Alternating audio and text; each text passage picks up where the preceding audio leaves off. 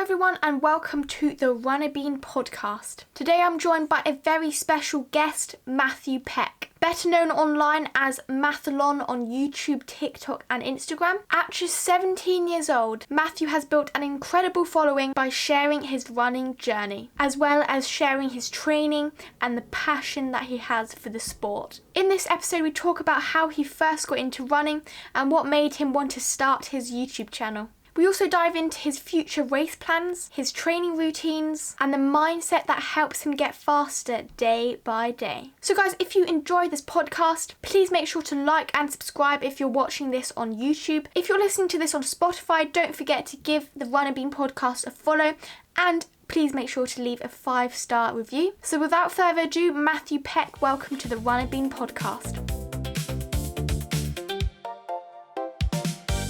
So yeah, how is it going, Matthew? It's been going well. It's great. I saw you posted a YouTube video. I saw the park run. That was pretty good with your POV. I've been doing quite a lot of them recently. I was at Yeah, Thetford the yeah. other day. Yeah, that was pretty good. But it's only gonna get warmer from here with the heat wave and stuff. So yeah.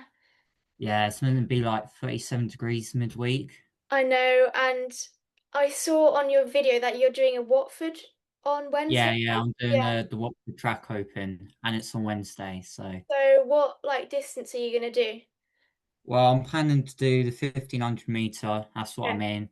The Yeah, yeah. PB currently sits at 4 minutes 28 seconds. So Okay. the goal would be to get anything faster than that, really. Yeah, I think that's doable with, you know, you got did you get like a 3K PB like a few weeks ago, and you've showed a good performance over the 5K, so I think it's probably doable. Yeah, I was at the Norwich 3000 meter, and I did a Yeah, 10 yeah. minutes 20 seconds there. Yeah, that's pretty good. Yeah. Um yeah, so I've actually got a 5K race the same day on Wednesday at Battersea, but um it's gonna be like 37 degrees apparently. Yeah. So Yeah, the Battersea top flight. yeah, well, I'm not in the top flight. I'm just doing the run through because I'm Oh yeah. not fast enough for that. So yeah, but that should be good for your like 1500 because it's not even because 1500 is not even that long. So I'm sure the heat won't really matter for just a few minutes of time. So yeah, Yeah, I think it'll be worse for the 5K. yeah. Unfortunately, I'm doing the 5K, but I was looking like like a week after. It seems absolutely fine, just like 25 degrees, and Wednesday's like the hottest day of the year. So anyway, we'll get through it, I guess. But have you gone on like a run today or anything? Well, I've got a session later today. Jaffa Okay. every Monday. Oh That's yeah. that's my session at the track, Yeah, so yeah. I'm doing that Yeah. later. Yeah, so I would actually usually do like a track session with my club on a Monday. Usually most clubs do it on a Tuesday, but because of like the sprinters, it's just easier if we do it on a Monday, and but I couldn't do that because I'm just tapering for Wednesday's race. So I just went out for like an easy run, did like some 300s, and just do rest day tomorrow before the race and Wednesday. But so are you still doing like a bit of a session then tonight before your Yeah, 1500? so they've got a session, but what I'm going to do because I'm racing on Wednesday, Yeah, I'm going to take it at more of a tempo effort, so yeah, yeah, I'll save some energy in the legs for Wednesday. yeah, yeah. So when you do like your wait, is it really loud? Because I've got my fan on, or can you hear me? Yeah, I can hear you Oh yeah, fine. good. Basically, so do you get your session beforehand, or so do you already know it, or do you get it at the time? Well, what the club does is they have like a newsletter which is like released every Sunday, and on the newsletter it says on there what the session is. So tonight it's something like 5 times 3 minutes of tempos, and then we've got like 6 minutes of 1 minute hard repeats. Okay. Yeah, so I actually did 5 times 3 minutes like on Thursday, so that's pretty similar. But I think, are you doing that on, you're doing that on the track, right? Yeah, on the track, yeah. Yeah, so I did that. 5 times 3 minutes on the grass on Thursday. It's good, I guess, to get like keep that endurance in touch with the track season when distances get a bit shorter and you still need to, maintain that endurance, I guess, to sustain, you know, the Yeah, 1500. yeah. I mean, I did a grass session myself last Thursday. I think grass sessions are good when you're Yeah, yeah, having like an endurance-based season and you're getting a lot yeah, of mileage in yeah. because when you're on the grass, it has like Mm, less impact on the mm, joints, so you can yeah, still get the quality work in, but at the same time, it like reduces the chance of you yeah. picking up an injury. Yeah, yeah, that's so true. But like where we do it with my club, there's like just a slight incline, and that slight incline is enough to really feel the burn. But yeah, if you don't mind like talking about like what club you're at and what your coaching situation, do you have like a coach or are you able to have flexibility of your training? If you don't mind just talking a bit about that.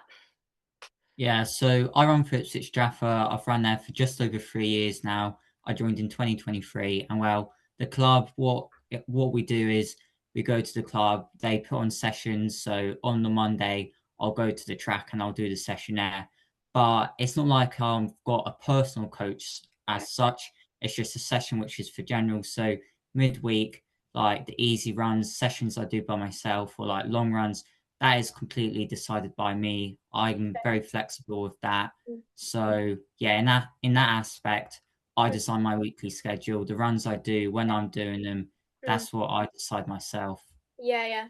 So if you don't mind like talking through like your usual you know, training, so when you do your track sessions, when you do easy runs, and a little bit about sort of how much mileage you're doing in the summer and how that varies to the winter mileage.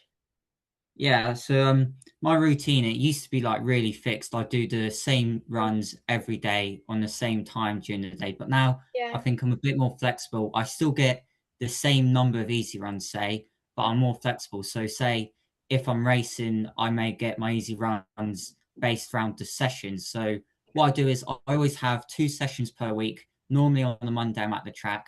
And I also get 2 easy runs. I get a long run in and I always do park run on a yeah, Saturday. But one thing which will always stay the same is I always have at least one rest day mm, during the week. So it's usually a Friday, but I usually always have at least one rest day. So just to ensure that the body doesn't overdo it and I give myself some time to recover and to really lower the chances of me picking up an injury from yeah, overtraining. And I guess at this time of year, the amount of mileage which I'm getting in is slightly lower because yeah, it's track season. I've got a few track races coming up, and then the mileage will start to increase near the end of August, going into September because I'm running a half marathon, the Ipswich Half Marathon on wow, September the 28th. So wow, at the moment, the mileage it's looking at around 70 to 80 kilometers, which is good for this time of year. And then transitioning into the winter months, I'm hoping to pick up the mileage a bit and to get the mileage numbers to maybe around 90 mm, and the occasional 100-kilometer mileage week. yeah, yeah, because obviously you're 17, right? Yeah, I'm 17 Yeah. and it is exactly a month and 1 day until I turn 18. Oh, well, happy birthday for the month and 1 day. But, well, so if you don't mind, because obviously you're a little bit older and, some people might be a little bit younger than you. So, you know, obviously, have you like, progressed with your mileage? I don't presume you started at 70K or whatever. If you don't mind talking about through your running journey, how you progressed and, started to enjoy the sport. Yeah, so I mean, this is the first year where I've had stable mileage at around 70 Mm, kilometers. It okay. gradually built up over the years, but for me, I didn't actually start through the traditional route, such as a club. That only came later on. Mm, So I started running actually through park runs. So I was about 8 or 9 when I started. I yeah, started off with the junior park runs, and then as I grew older, I started to do the adult park runs. yeah, And I think for me, park runs were really great the yeah, community atmosphere they had. yeah. And for me, that's what got me into running. And for a very long time, I simply just did the park runs. But roughly about 3 years ago now, I would have been 13, 14. I joined Ipswich Jaffa, and that's when I started to take running more seriously. And yeah, over the years, it's been gradual. It's not like I started day one doing 70-kilometer mileage weeks like what I'm doing now, Yeah, but gradually over time, the mileage built up. And I think for me, a lot of people may look at me now and see how do I do this amount of mileage, but it never started that way. And for me, I think the point what I want to get across is it was a gradual process of yeah, increasing the mileage over a long period of time. yeah. Yeah, so it's good for anyone listening not to all think that you should copy that, but it can be doable if you slowly progress year by year and increase your mileage little by little. But yeah, now I actually started, taking a rest day, and I've definitely seen like it has improved um my performance over races. Like I did a 3K and I was able to have a great PB. But yeah, if you you know balance that training with obviously a rest day, that can definitely help, just deload the muscles one day and then you can pick it up again the next day and train as usual. So obviously that helps to, reduce the risk of injury. That is ultimately kind of what the most important thing of running is, if you can just stay consistent, I guess. But yeah, if you Yeah, don't mind, definitely. do you do like any strength training to like maintain, your strength and stuff like that? Yeah, I mean, over the past couple of months when I've started to get more mileage in, I think I've definitely noted upon strength training a lot more. I've prioritized it a lot more than previous years where I've done none at all. But I've Yeah, started to do some more exercises, so mobility workouts, strength and conditioning, using stuff like resistant bands, foam rollers, and yeah, doing like exercises like I don't have a gym membership or anything like that. All I do is like stuff with no equipment like plyometrics, for example.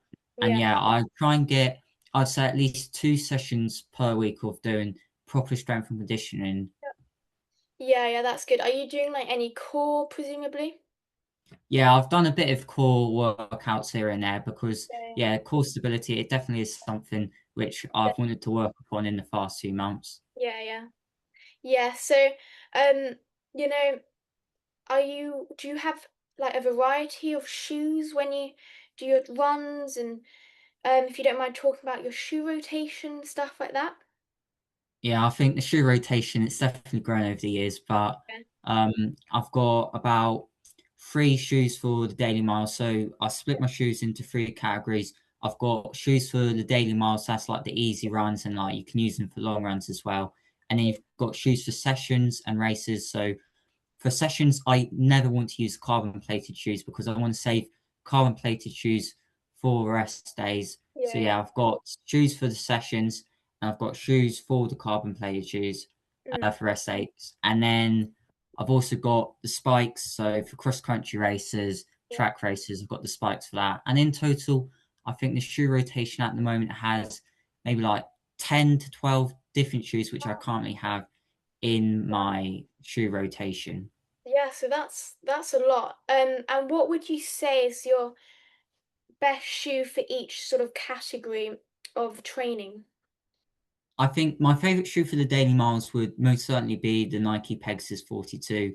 Yeah, I know that over the past few years, some of the previous Pegasus models haven't been as popular, but I think the Pegasus 42, it's a really reliable shoe. It's got the React X foam in it. It's got a full curved layer zoom unit, and overall, I think it's a reliable shoe, and it does everything you want it to do for the daily miles.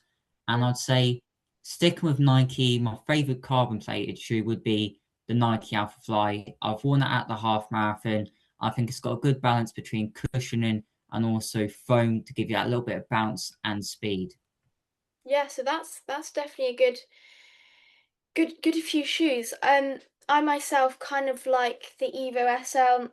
I know you've done a few shoe review videos on your Yeah, YouTube channel. I've done a shoe review video just recently on the Evo SL, so I definitely like that because it's just nice and versatile. And like you, I don't really like wearing carbon plated shoes because, well, for one thing, they definitely go quite quickly. They're not very durable. So I guess yeah, if you just save them for like the most important efforts like race day, that's definitely the way to go. But yeah, as for the racing like road shoes, I'll go for the Vaporfly 4. That's pretty good. I also like the Vaporfly 3, but I recently got the 4, so yeah, that's pretty good. And yeah, so you know how you said you were doing a half marathon, right? Yeah. think do you think it's okay for teenagers to do like 10K and half marathons, or should we wait? Because I've never done a half marathon. Yeah, I mean they've got age restrictions in places, so you do have to be 17 years old to be able to run a half Yeah. marathon. Yeah. And I guess in a way, it's not the half marathon in itself which puts so much strain on your body, but it's the amount of training which you need to do for Yeah. the half marathon. And I guess at this young age, we're still developing like Yeah. our bones, our muscles. But I think a half marathon, I think, is fine. But I think a marathon is something which me personally, I'd wait for a few years Yeah. later down the road. What age are you thinking roughly to do a marathon at? Um, I think a good age would be between 23 and 24. I did enter the ballot this year, but it's such a low chance that I It's, thought it'd just be fate if I get in. But yeah. ideally, I think a good age to do my first half marathon would be between 23 and 24. So what marathon did you enter? Was it the London Marathon? Yeah, yeah, it's the London. It's like a 1.16% chance of getting through the ballot. Wow. So my brother, basically he did. I'm actually in his room. Anyway, he did. I think he's got his medal here. He did the London Marathon. I don't think you can see it. No, you can't. I, No, you can't. no. No, because I blurred it. Okay. Well, that's great. Here, that's the map. That's the medal from the 2026 London Marathon edition. Basically, uh he entered it expecting all. I think he was entering it for a friend. So then, if he got the place, he could give it to a friend. But then, so he entered it not expecting he would get it, and then he did get it, which was a coincidence. And so then he actually ended up taking the place for himself, which is fair enough. And then yeah, so he ended up actually doing the London Marathon, and yeah, I think he had a bit of injuries, like maybe Achilles. So I don't think he trained as much as he would have liked, but I think he did. I think he ran like 3 hours and 52 minutes. So I mean, that's good given not tons of training. I think he wanted to go for more like 3 hours and 30, but yeah, I think the good thing is it wasn't as hot this year as I came to support, but it wasn't as hot as last year.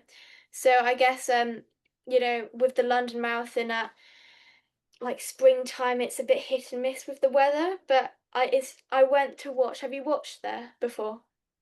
Yeah, I was watching it on the TV. I haven't been down to Yeah. London, but I was watching it Yeah. on the TV. Yeah.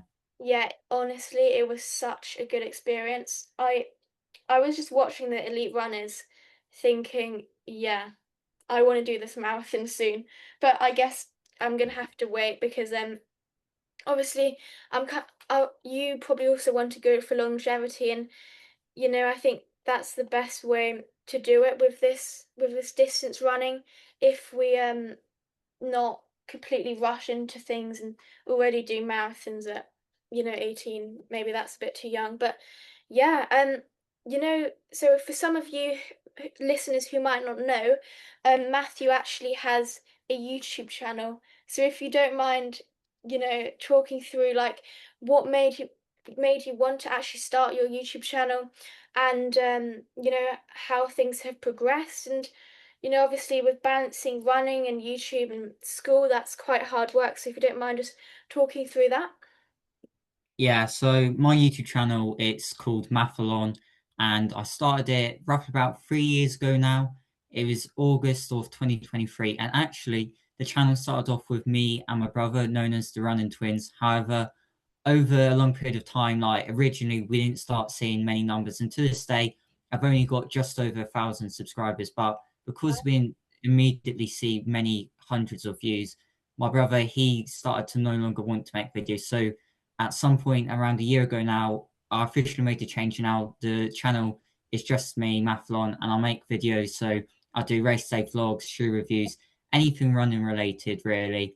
And well, yeah, for this time of my life, it has been pretty busy, and at times getting a good balance between making YouTube videos, doing my running training, and school exams, it can be quite challenging in a way because I sat my A levels this summer and I've just finished them, so I've now got a nice summer break. But during the A levels, it was tough, but I think a good balance for me is that I could get up nice and early, so I do some of my runs like 5 a.m., 6 a.m. in the morning. And I know that could be something which many people wouldn't do, but for me, that worked quite well because I could get a run out of the way really early, and then I'd have like an extra hour in the day to do revision or make YouTube videos. And I think for me, getting a good schedule going, good routine where I'd say make 1 or 2 videos per week, that was a good balance. And I think that worked for me, and that managed to get me through long hours of revision while still managed to make high quality YouTube videos. Wow. So like how many hours a day were you revising? I would say in total, in the peak of my revision, I'd say between 5 to 6 to 7, around that number. But what I would do is I'd revise for 20 minutes and then have a break. So Wow. it'd be really structured and broken up. Mm. Yeah, same. So I actually had my GCSEs that I finished, but I don't know about A levels. I presume there aren't as many, but I don't know. Yeah, I mean, I hate to say it, but I don't get much easier. But because A levels, you've got less exams to do, Yeah, but the quantity of revision per subject, it makes up for it. And for uh, me, A level revision and GCSE revision, they're very similar in the number of hours which you do for revision. yeah. Well, I guess that doesn't make it better. But I mean, yeah, it's such a relief that, we've got a long summer. And you mentioned in a few of your videos that, you've got a lot of time to make, lots of videos. So I'll be looking forward to that. And make sure you guys listening, subscribe to Matthalon YouTube. That's it's pretty good. It's nice to see that you've progressed with, the amount of subscribers you've had, and that's it's pretty cool, and I really enjoy watching your videos. They're really good with the editing and the storytelling. So yeah, keep going with that. Keep it up. But as for like the future goals with, your YouTube channel, where do you see it going? Are you not going to give up? Are you going to keep going? What does that look like for you? Yeah, I mean the channel has been on a continuous upward trajectory. The numbers they keep on increasing, which is good to see. And I think the quality of videos is definitely improved because sometimes I watch some of the original videos I made roughly about 2 years ago now, and just to notice the quality in editing, how much that has improved, that is really motivating for me because it shows that the channel is on the rise. And I think Yeah, I want to continue making videos and just try and get the numbers to continue increasing as much as possible so more people can see my videos, and hopefully I yeah, can then give more tips, more advice to runners and help influence people to get into running because for me yeah, running is great. I love running. So yeah. if I can help more people enjoy running just as much as I do, that is what motivates me to continue making YouTube videos for many years to come. Yeah, so what are you filming with? Are you filming with a phone, and how do you edit those videos? What software do you use, if you don't mind sharing that? Yeah, so many of my videos are just used to film with a phone, Yeah, and the app which I use is CapCut, and I think for me that is quite a good app because it's yeah, quite simple to use. It's not that hard to get the hang of. Once you get the hang of it, it is a really good app to use, and at the same time, you can create really high quality videos, which I yeah, think for me is a good balance between being able to make videos which are not hard to edit, but at the same time is still of a good quality yeah. for the viewers.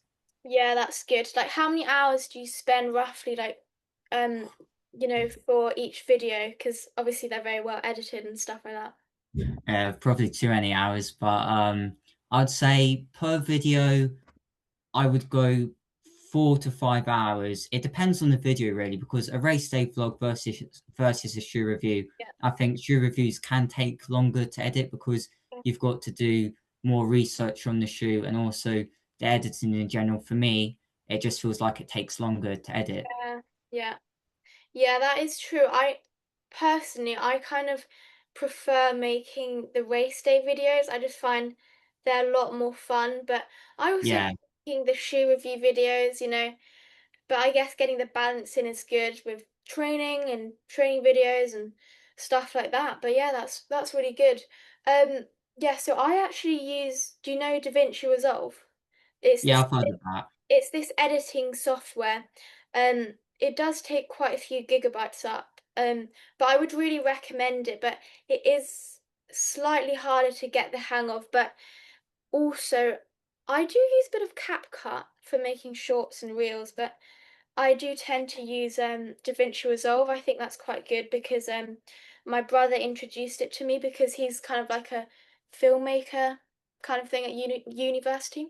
But yeah, I think, you know, CapCut is definitely a good editing software, and yeah, it obviously shows that your editing skills are very good. But yeah, yeah, that's really good. So, do you have any like videos, upcoming videos you're planning on and stuff like that? Yeah, I mean, I've got what I do is I normally make the thumbnail before the Mm. video. So if it's a good thumbnail, then it'll be a good video. Yeah, yeah, And at the moment, I've got because I'm in the summer break, I want to do a few like weekly scheduled videos. So I'll show my routine throughout the week. So after this block of races, which I have in June and July, I'm going to make a video on my weekly schedule. But I've also, of course, I'll be providing all my race day vlogs. So yeah, in June and July, I've got about 5 to 6 races, so I'll be providing videos for that. And I'm also, because I'm doing the half marathon again this year at the Ipswich Half Marathon, I'm going to give a video I've got planned where I'll give some tips for the first half marathon when you run your first half marathon, some tips which I got from that. yeah. That's annoying that I my birthday isn't like in September because I'm still 16 and I can't really do a half marathon. But it's Ipswich like a good course? Is it fast? The half Well, marathon? the course does have quite a big hill in it. It's called Preston Hill, which is around halfway through. But yeah, the course isn't the fastest, but Yeah, the atmosphere there was really incredible. yeah, It's a really well-run event, and also you get some good scenic views because mm, once you go up the hill, you get to go down it again. yeah, And then for me, that was really good because you get to run past loads of yeah. runners, and because I run in Ipswich, loads of runners who I was running by knew me. I was getting a lot of support. So yeah, it Wow. was a great event, not the fastest, but a really great event. Is that where you got a half marathon PB? That was my first half marathon. I did 1 hour 17 minutes 59 seconds Wow. there, and since then I've run one other half marathon at the Colchester half, which I did in 1 hour 16 minutes 3 seconds. Wow, that's pretty fast. Wait, so the Ipswich half is in September. Yeah, September 28th. Are there any other good like half marathons after March? After March.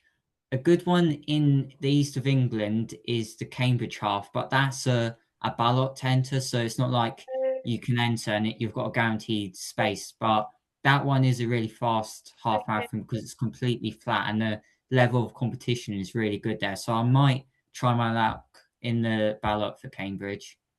I think yeah, I might want to do that because after March I turn 17. So yeah, because yeah, that sounds pretty good. That would be quite fun because after March is like, when cross country season has finished, and Yeah. is that kind of around where the Easter holidays is? Yeah, I mean, most marathons, so you've got the London Marathon, Brighton Marathon, Manchester Marathon, they're in April. So Uh, in March time, that's when there's quite a lot of half marathons being held because it's good for people's training blocks to have a half marathon to yeah, do like a few weeks or a few yeah, months before their marathon race. So yeah, it's quite a yeah. lot of half marathons which you can find in March and February time. Yeah, that I might have a think about that because I'm planning on doing like a 10K this winter because I feel like it's time to do a 10K. I've done like a 10K training run, but that was in the baking heat. So I think, yeah, I definitely prefer the longer distances. What about you? Do you like the longer distances, I presume? Yeah. Me personally, I've always preferred the long distance races. I feel that's where I've been most competitive and I've ran my best times. But I do also like giving a few middle distance events goes here and then. But for me, yeah, the long distance events are definitely my favorite. And I think the older you get, the more endurance events you do and the less speed events you do. So yeah, I see myself in the future doing a lot of half marathons and Yeah. marathons. Yeah, same. I also like the longer distances, but yeah, something like the 1500 I don't really like because it just goes off so fast and you feel that lactic like burning within the first lap or two. But I feel like with, the longer the distance, the more you can sort of relax into your own pace and, Yeah, just progress and, cut down and negative split it, which is kind of how I like to race because whereas 1500 you can't really like negative split it. It's usually like you go up a bit faster. But yeah, anyway, so obviously you have your YouTube channel. Do you watch any other running YouTubers that you look up to, or any pro runners that you look up to? I think one of my favorite YouTube channels out there is Nick Bester. I mean, you've probably heard of him because he's got like many thousands of Yeah, subscribers, but yeah, his style of content, I think it's really good because he shows the races, but he also tells us a bit about his training and like he gives tips for runners as well, which is quite good. And it's for me, I can learn from him and yeah, I can try and do stuff which he's used in his training yeah. into my training as well. And do you look up to any like pro runners or anything? Um, I always quite like the watching the British athletes at the events. Yeah, I'm going to watch the Diamond League in July, and I'm hoping Keely will be running there, Keely yeah, yeah, Hodgkinson. yeah, And yeah, she's looking to do the 800-meter world yeah, record. So I think it'd be great to see her get that because she's trained hard for it and she's like yeah, really close to getting there. yeah, yeah. Because it was obviously the British champs yesterday. Did you tune into that? Yeah, I did see that. Yeah. Yeah. I don't. Keely actually wasn't. She actually dropped out. She didn't race. Yeah, yeah, she had to pull out. She had some sort of minor injury, so hopefully Oh it no. won't be anything too bad. Yeah, hopefully not. Um, but someone like Josh Kerr, he's going for the mile world record. Did you see that?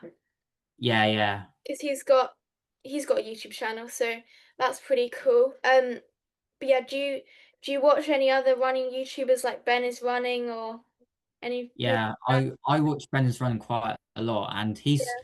for me, he's actually quite a local runner. So he's only Okay. down the road in Essex. So a lot of races he does, I know quite well. Oh, And for right. me, I think out of any YouTuber, I think Ben is running. His style of content is like to the most high edited. Like he puts a lot of time editing his videos. So yeah, I quite enjoy watching Benders running. Do you like Run to Japan or have you not heard of? Yeah, I've seen him a few times as well. Yeah, I think if I had to say my favorite, I would go for Ranch Japan because his editing is crazy. It's just like fast paced, and I quite like Ben's running style because it's a bit more slower, a bit more like Yeah, I kind of like switching between different running YouTubers because they've got all different styles, which is really good. Um, but yeah, kind of moving on to now, your future races, if you don't mind, speaking about that, what you have in the yeah. upcoming future. So my future races, I've got quite a few in the summer months. So I've got Watford, which we've mentioned, and then Mm-hmm. this Sunday I've also got the Kesgrave 10K, which Wow. is a local race to me. It's only 5 minutes down the road, and that one it is completely flat, so it is a good Wow. opportunity for me to get a PB. Yeah. However, having saying that, the temperature it Yeah. does look pretty warm for this week, so a PB might not be realistic, but we'll have to see.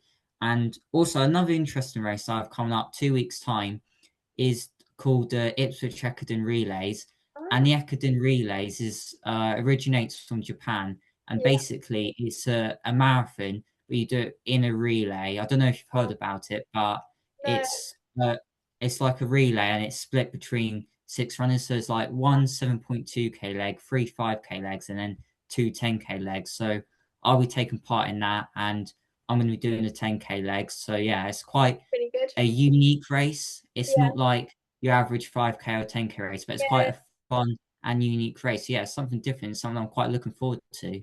Yeah, I actually love because I sometimes do relay races, like road relay races in the kind of just before cross country season, but I quite like it because when you're with a team, it kind of just spurs you on to run a bit faster because you've got other people, to run fast with, to, get a good position with your team. But yeah, that seems pretty good. Don't so you've got obviously quite a quick turnaround with from your 1500 to your 10K. So how are you gonna fit the training in? Are you gonna taper? If you don't mind just speaking through that. Yeah, I mean, what I learned from last year is to really try and prioritize quality over quantity because last year I raced nearly every week from May, June, and July. And this year there is still a high number of races, but it's not as much. So I've got a balance between getting loads of races in, but still not too many races. So Yeah, at the same time, I can prioritize getting a good performance. But for me, what I'm going to focus on this training block is getting a good diet in, making sure I've got a lot of energy, so getting a high amount of carbohydrates in and also prioritizing using cross training, strength and conditioning. So, like using the massage gun after races and ensuring I stretch to ensure that the body feels as fresh as possible as soon as possible. And another thing which I'm going to try and focus on is sleep as well. My yeah, sleep is usually quite good, but I think sleep is really valuable for recovering after races and yeah, being prepared for the next race. yeah. So after your 1500, are you gonna rest on the Thursday? Are you gonna maybe do a shakeout run on the Friday? What does that look like for you? Yeah, so for me, I'm going to use Thursday as a shakeout easy run, Okay. and then Friday will be my rest day for this week, and then Saturday I'm going to do the park run like usual, but I'm going to use that as a shakeout run for the Kesgrove 10K the day after. And on your rest days, are you doing any, cross training, or are you just having a complete rest? Yeah, so it'd be a complete rest from running, but Yeah, sometimes not this week because it's a race, but sometimes yeah, when I have a rest day, I might go for like a cycle ride for cross training. yeah, But I most certainly will be using like a massage gun, foam roller, resistant bands, stuff yeah. like that on my rest days. Yeah, I think it's good to just have some of those days where you're just taking it easy, not really doing much. But yeah, that seems good. So you've got that 10K. So what kind of pace per kilometer you kind of gonna run at on average? So my PB in the 10K is 33 minutes Wow. 41 seconds. So that is an average pace just over 3 minutes 20 seconds. But with the heat, I think a more realistic time would be sub 35 minutes. So that is just below 3 minutes 30 seconds per kilometer. So it is still pretty fast, but it's something where I feel I could go out a bit more conservative. And if I'm feeling good, I can push towards the end of the race instead of burning out and then just progressively slowing down. Yeah.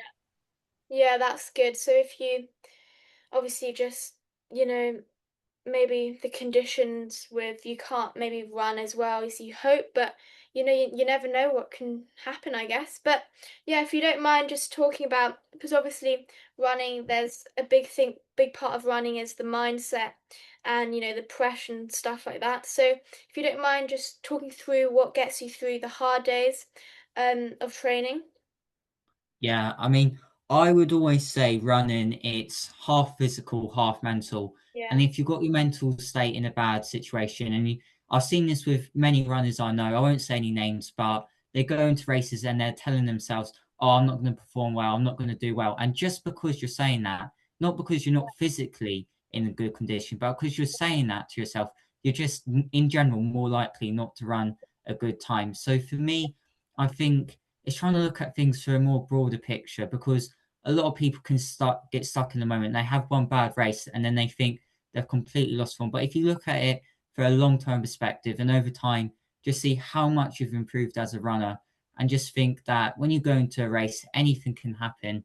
And you just got to try and maintain being as positive yeah. as possible. And I think if you've got the mindset in a good situation, then even if you're not in the physical best shape, you're just in general more likely to run a faster time. So yeah, so have you ever kind of just dealt with setbacks, whether that was injuries or bad races or training? Yeah, I think. during the winter of last year, during the cross country season, I had a few poor races because for Okay. me, traditionally, I've been better on the road. I've had better performance on there, and in general, Yeah. I'm a better road runner than in cross Yeah. country. But I think I did in the end have a good bounce back because I managed to just about sneak in and qualify for the Suffolk teams at Anglan's. But yeah, it was a quite tough period of time initially, but I continued training hard and eventually the results did show. Yeah, yeah. Yeah, obviously, sometimes it's good to do different disciplines in the sport. Like cross country obviously builds so much stamina, which definitely helps over like the road, I guess. Um, but yeah, that's good. So if you don't mind, we'll do a few quick fire questions to wrap up the podcast. Yeah, yeah, sure, go away. Okay, so favorite go-to pre-race breakfast. Porridge. Yeah, that's pretty good. I love porridge. If you Yeah. could only run in one shoe forever, what would it be? Oh, I'm gonna go Nike Pegasus Plus, so you can get a bit of speed, but also a Yeah. good bit of cushioning. Have you heard of the Vomero like premium? Yeah, I've had the Vomero 18. I've never had the Vomero Premium, but Oh. that one's got a bit more foam on it. Yeah, well, I've never had it, but apparently it's a very good shoe, like for like marathon training, but I'm not there yet. But yeah, I if I was sponsored, that would be very nice to have those shoes, I think, with all the Yeah, cushion. definitely. Yeah. Okay, so dream place to race. I would go with the Rome Marathon because I've been to Rome before. It's a lovely place. So Yeah. to be able to get running and my love for history together, that would be Yeah. great. Yeah, that's pretty good. Um, if you weren't a runner, what sport would you do? I think I'm gonna go with cricket because I Okay. feel football. I like football, but it's quite a competitive sport to get Yeah. into. hmm Yeah, I probably go for like hockey or something, but I feel like I just prefer running. I don't really like the team sports as much. There's just so much pressure, I guess, and it's Yeah, a bit more physical and a bit more violence, which I don't really like, to be honest. I'm not really aggressive that you kind of need in those team sports like that. But yeah, do you listen to music or do you raw dog it on a run? yeah. On a run, yeah, no music. For me, I've always ran with no music, and I've just listened to my thoughts. I've listened Yeah, to nature around me, yeah, and yeah, I think if you listen to music, it's good, but you yeah. can become maybe a bit over reliant on it. So yeah, Yeah, I've yeah, always raw dog listening to just the yeah. nature around me on runs. Yeah, I would actually agree because well, first of all, listening to music, I would just get really annoyed after a while because yeah, it would just be annoying. Also, if I'm in pain and I'm running, that's just and the music is also bad. How am I gonna Yeah, stop? How am I gonna switch the music? That's gonna be even more annoying. But yeah, that's a good answer because you can just go out the door and then you're free. But yeah. next one, okay. Are carbon plated shoes for a tempo run acceptable or criminal? I'm gonna go with criminal. For me, you've got to save the carbon plated shoes for race day because you get that extra little bit of magic. And Yeah, for me, carbon plated shoes, yeah, you just use them on race days, nothing yeah. else. Okay. Sessions, you use something without a carbon Yeah. plate. Yeah, that's a good answer. Because well, tempo runs obviously aren't like max out efforts and I think you can just get away with just running in a normal pair of trainers to be honest. But yeah, that's a good answer. Um, in a race, would you rather a headwind or torrential rain? Definitely torrential rain. There's nothing worse in the weather department than wind. Yeah, that is definitely true. If the wind is on the weather forecast, it's not going to be a fast day. That's for Yeah. sure. I But mean, there's yeah, just nothing you can do about the wind, yeah, really. Yeah, so that's actually about it. So if you don't mind, just telling the listeners where people can find you on social media and stuff like that. Yeah, so I mentioned I've got my YouTube channel known as Matthalon Running. Yeah. So that channel it combines my name Matthew, Marathon Yeah. together into Matthalon, and that's the same on Instagram and TikTok. I'm on Instagram and TikTok, Yeah. and you search up Matthalon, you'll find me on there. Okay. Yeah, that's good. So if you had one more question, if you had one piece of advice to give to, young youth runners like us, what would that be? If I was to put it down to just one word, I would say Yeah. consistency Oh, because Rome wasn't built on a day, no. and consistency over a long period of time, that's some results shown because you can put in good work for 1 week, say, I'll be motivated to work hard for 1 week, but to Mm. be a truly great runner and to truly see the results, you've got to be consistent over a long period of time. And I think Yeah. the best runners are runners that are consistent and maintain hitting those weekly mileage numbers over a long period of time. Yeah, that's definitely good. I think consistency is always the best way because, training it's so easy to, not be consistent and then you're just losing all your fitness really and being consistent, over time, you're just going to improve. So that is definitely a good piece of advice. But yeah, thanks for coming on the podcast. Maybe we'll have you again in the future. But good luck for, the future race in the summer. Hope you run well, get your PBs, and Yeah. yeah, this has been the Runner Bean podcast. Thanks for tuning in, and yeah, thanks for coming on.